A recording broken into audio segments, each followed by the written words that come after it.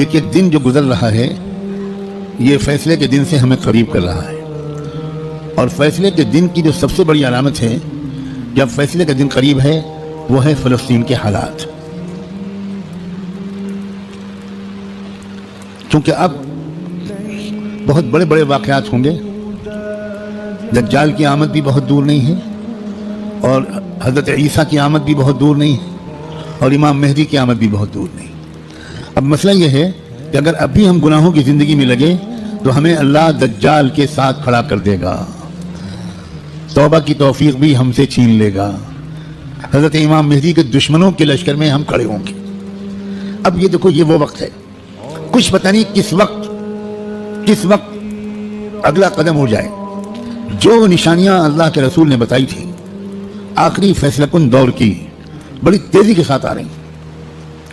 اس میں ایک نشانی یہ تھی کہ بہت بھیانک جنگ ہوگی یہودیوں کے درمیان اور اصلی ایمان والوں کے درمیان.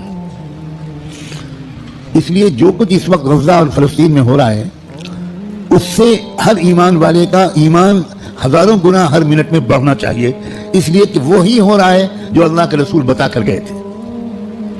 جس وقت وہ آپ بتا رہے تھے اس وقت تو فلسطین میں کوئی مسلمان تھا ہی نہیں، اور آپ یہ بتا رہے ہیں کہ ایک بھیانک جنگ ہوگی، خطرناک جنگ ہوگی، یہودیوں اور ایمان والوں کے مابین ایک خطرناک جنگ ہوگی. آپ بتا رہے ہیں کہ ایک علاقہ ہوگا جہاں سچے پکے مومن جان دے رہے ہوں گے اور جان لے رہے ہوں گے، قربانیاں دے رہے ہوں گے. مسجد اقصیٰ کی حفاظت میں نوجوان جوک در جوک شہید ہو رہے ہوں گے.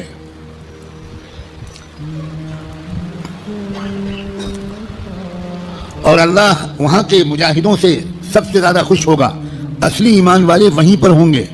یہاں تک کہ جب صحابہ نے پوچھا کہ یہ لوگ جن کے بارے میں آپ کہہ رہے ہیں سچے پکے مومن یہ کہاں ہوں گے، آپ نے فرمایا یہ بیت المقدس اور اس کے چاروں طرف ہوں گے، مسجد اقصیٰ اور اس کے چاروں طرف ہوں گے. بالکل ٹھیک وہی جو کچھ آپ نے فرمایا تھا اس وقت وہاں ہو رہا ہے. ہم لوگ اسی زمانے میں ہیں، آپ اس سے خوش ہوں یا آپ اس سے ناراض ہوں. ہم کو اللہ نے وہی زمانہ عطا فرمایا جس میں ہم اپنی آنکھوں سے اللہ کے رسول کی بات کو سچا پکا ہوتا ہوا دیکھ رہے ہیں.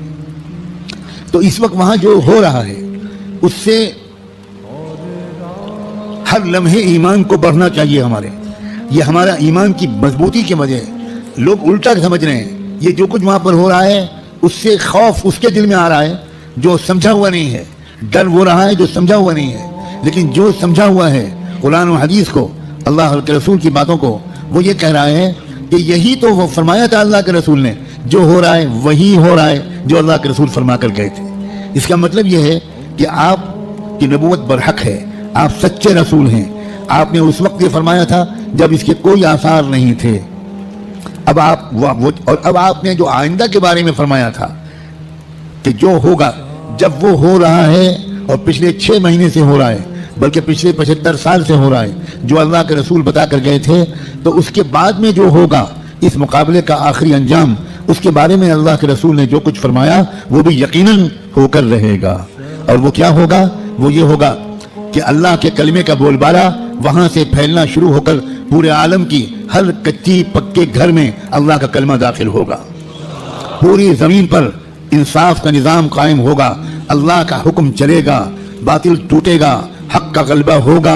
ایمان والوں کو اللہ تعالیٰ عزت، حکومت، اقتدار، طاقت، غلبہ دیں گے، ان کی قربانیوں کے انعام کے طور پر ضرور دیں گے. اور پھر دجال کا قتل ہوگا، دجال سے چھٹکارا ملے گا.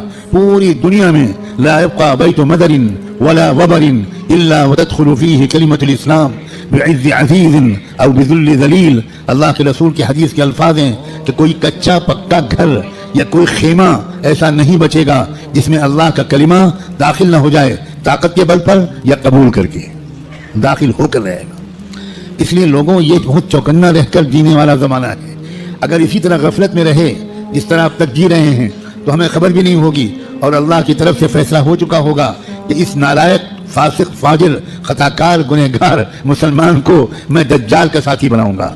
یہ امام مہدی کا ساتھی نہیں بنے گا، یہ حق کا ساتھی نہیں بنے گا، یہ سچ اور انصاف کا ساتھی نہیں بنے گا، یہ مظلوموں کا خادم نہیں بنے گا، یہ ظالموں کا ایجنٹ بنے گا، یہ ظالموں کا مخبر بنے گا، یہ ظالموں کا دلال بنے گا، 4 پیسے کے لیے تھانے پہ جا کر مخبری کرے گا۔ یہ فیصلہ کسی لمحے ہم میں سے کسی کے بارے میں ہو سکتا ہے۔ ہو یاد رکھنا، میں نے اللہ کی توفیق سے اپنی بساط کے مطابق بہت لمبی بات کو چند جملوں میں سمیٹ کر آپ کے سامنے رکھ دیا ہے۔ قسم کھا کے کہتا ہوں، اس میں ذرا بھی مبالغہ نہیں ہے، فیصلے کا دن قریب ہے۔ اب اگر گناہوں کی طرف واپس لوٹے، اب اگر پچھلی زندگی کی طرف واپس لوٹے، جن غلطیوں کو چھوڑنے کا فیصلہ کیا ہے، بار بار اللہ تعالیٰ سے عہد کیا ہے، بار بار رو رو کر انفرادی اور اجتماعی طور پر یہ ارادہ کیا ہے کہ اب گناہ کی طرف واپس نہیں جائیں گے، دوستو اب اگر واپس گئے تو پتہ نہیں پھر دوبارہ توبہ نصیب ہوگی کہ نہیں، کیونکہ یہ جو دن اب آ گیا زمانہ، اس زمانے کو پہچاننا علماء کا فرض ہے۔ علماء کی ذمہ داری ہے کہ وہ اس دور کو پہچانیں۔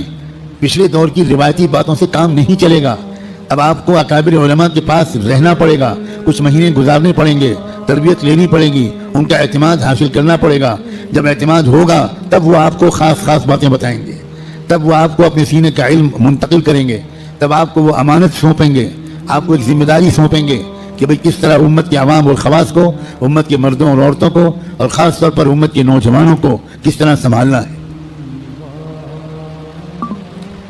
سب سے زیادہ بنیادی بات اس وقت مجھ کو اپنے سے بھی کہنی ہے اور آپ سے بھی، وہ ہے استقامت۔ اب جمنا ہے، کہو انشاءاللہ۔ اب تقوی پر جمنا ہے، اب اللہ کی اطاعت پر جمنا ہے، اب گناہوں سے دور رہنا ہے، اور جیسے کوئی غلطی ہو جائے سب کام چھوڑ کے اللہ سے معافی مانگنی، دیر نہیں کرنی، کیونکہ پل پل یہ خطرہ ہے۔ جو واقعی زمانے کے تقاضوں سے واقف لوگ ہیں، وہ ہر وقت ان کا دل اس وقت فلسطین کی طرف لگا رہتا ہے، اور اس لیے کہ وہ بار بار تازہ ترین وہاں کی خبریں جاننا چاہتے ہیں کہ کہیں دجال آ تو نہیں گیا، کہیں کوئی ایسا دعویٰ تو نہیں ہو گیا۔ یہ غفلت کے ساتھ زندگی کے دن نہیں ہیں، غفلت کے ساتھ گزارنے والے دن نہیں ہیں، یہ بہت ہوشیاری کے دن ہیں۔ اور یہ بھی یاد رکھنا، الٹے سیدھے مقرروں اور مولویوں، الٹے سیدھے جو اپنے آپ کو عالم کہتے ہیں اور ہیں وہ جاہل، ان کی باتوں کے چکر میں مت آنا۔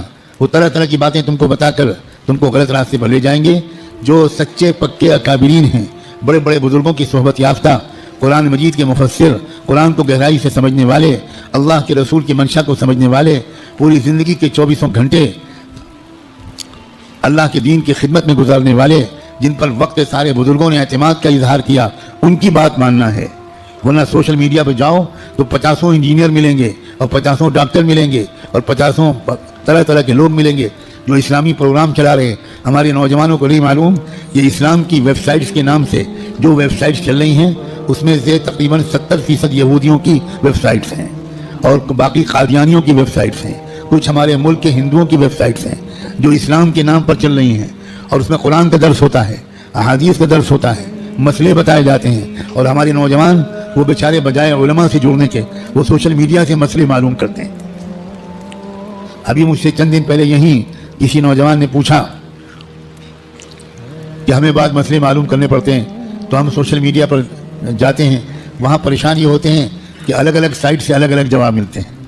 میں نے ان سے پوچھا کہ جب آپ بیمار پڑتے ہو تو سوشل میڈیا پر جا کر علاج کراتے ہو؟ آپ کو کینسر ہو جائے تو آپ فوراً سوشل میڈیا کی سائٹ کھولو کہ ٹریٹمنٹ آف کینسر، اور علاج شروع کرو، تو اتنا ضرور فائدہ ہوگا اس علاج سے کہ اگر وہ علاج نہ کراتے تو 2 سال گھر والوں کو تیمارداری کرنی پڑتی۔ سوشل میڈیا کے علاج سے انشاءاللہ بہت جلدی گھر والوں کی پریشانی دور ہو جائے۔ جب آپ کو کوئی مقدمہ لڑنا ہو، کوئی عدالت کا مسئلہ قانون کا ہو، تو آپ کس کے پاس جاتے ہو؟ کسی انجینئر کے پاس؟